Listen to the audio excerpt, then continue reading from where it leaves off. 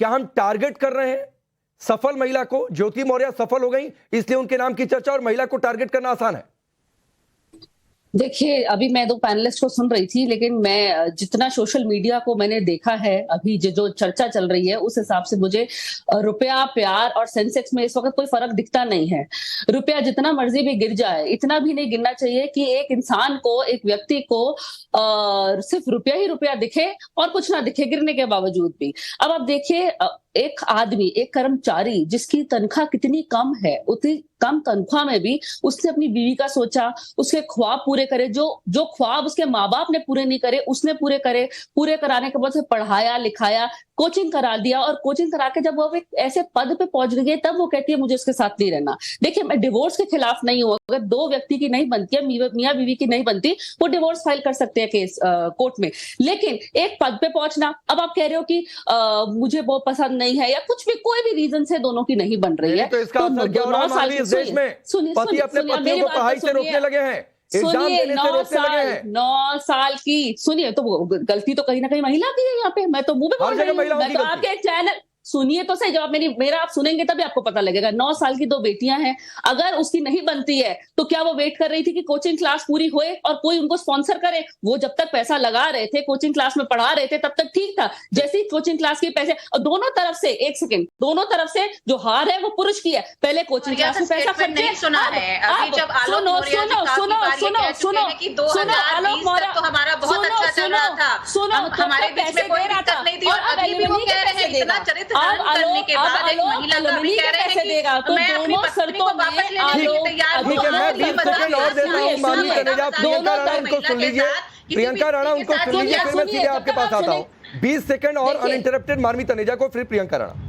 पहले वो कोचिंग के लिए पैसे देते हैं, अब जब डिवोर्स फाइल हो जाएगा, वो उनकी रोना किसी को पहले नहीं दिख रहा था। ये जो कह रहे हैं कि अब रो रहे हैं, अब बच्चों की याद आ रही है, पहले दिन से वो रो रहे हैं, और पहले दिन से वो कह रहे हैं मेरी बेटियां रुल जाएंगी, मेरी बेटियों की जिंदगी बर्बाद हो जाएगी। और सुनिए, पहले कोचिंग के लिए पैसे दिए और अब एलिमनी के लिए पैसे देंगे कर्मचारी। प्रियंका राणा, मानवी तनेजा सीधे तौर पर कह रही हैं कि जब तक सफलता नहीं मिली, संघर्ष का दौर चल रहा था, ज्योति मौर्य को जरूरत थी, जो वो कह रही हैं।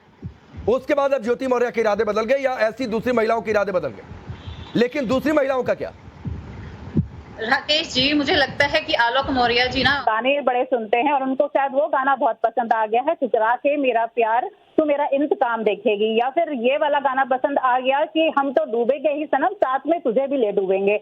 आप मुझे ये बताइए कि अगर एक व्यक्ति अपनी पत्नी को पढ़ाता है, मैं सलाम करती हूँ ऐसी सोच को कि जो पुरुष ये कहते हैं कि भाई पत्नियों का भी सेम अधिकार होना चाहिए और उनको पढ़ा लिखा के आगे बढ़ना चाहिए, लेकिन पढ़ा लिखा करके ये कहाँ तक ये साबित करना चाहते हैं कि फिर उनको कोई अधिकार ही नहीं है अपनी मर्जी से कुछ भी करने का, या अपने विचार से आगे अपनी जिंदगी को व्यतीत करने का, या उन्होंने खरीद लिया है पैसे दे करके, क्या 4 लाख रुपए दे करके या 10 लाख पैसे दिया है तभी तो कोचिंग करी है। वो बाप के घर से लेके आई थी क्या?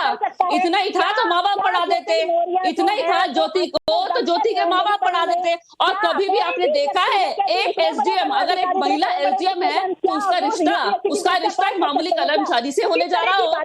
जब शादी होती है, दोनों फैमिलीज के बराबर में शादी होती है, दोनों मानवी, मैं आगे बढ़ता हूँ। 2 पैनलिस्ट अभी भी इंतजार कर रहे हैं, 2 पैनलिस्ट अभी भी इंतजार कर रहे हैं। और मानवी, शादी के बाद एसडीएम बनी ज्योति मौर्य।